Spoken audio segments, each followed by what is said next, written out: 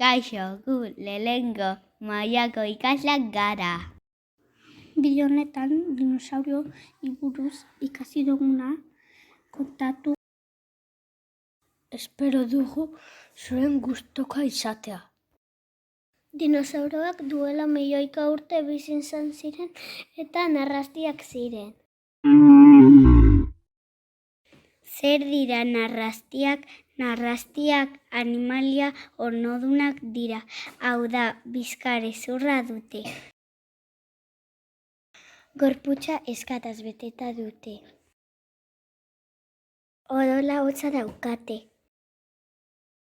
Arruleak dira, hau da, arrautzetatik jaiotzen dira. Dinosaurio hitza zer esan nahi du? Musker erraldoia esan.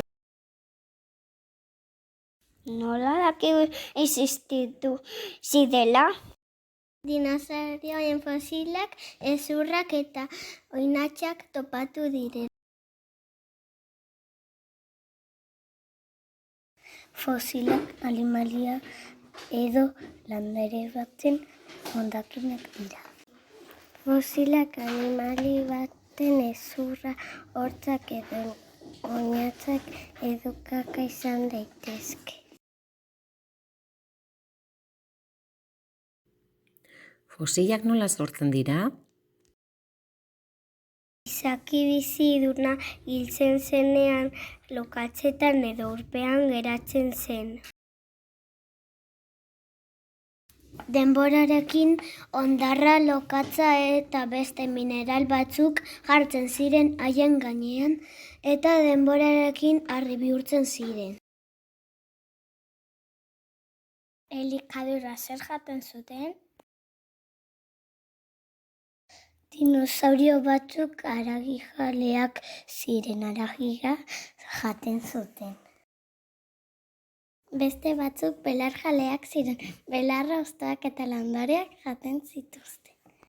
Beste dinosaurioak batzuk orojaleak ziren eta haragia eta belarra jaten zuten. Tamaina desberdinetako dinosaurioak zeuden, batzuk handiak eta motelak ziren, eta beste batzuk ordea txikiak eta azkarrak ziren.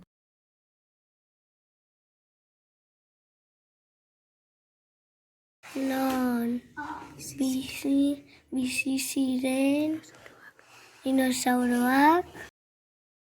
Dinosaurio batzuk basoetan bizi ziren. Beste batzuk urmailetan eta itsasoetan bizi ziren. Beste batzuk hegalariak ziren eta kabietan bizi ziren. Nola erasotzen zuten? Atxaparrak, hortzak, adarrak eta arantxak erabiltzen zuten. Dinosaurak nola desagertu ziren? Meteorito erraldoi batek lurraren kontra jo zuen. Honen ondorioz sumendiak aktibatu ziren eta olatu erraldoiak sortu ziren. Hautsezko eta arrautzezko hodei handi batek zerua blokeatu zuen. Lurra urteetan eguzki argi barik geratu zen. Temperatura asko txitu zen eta lurra asko izoztu egin zen.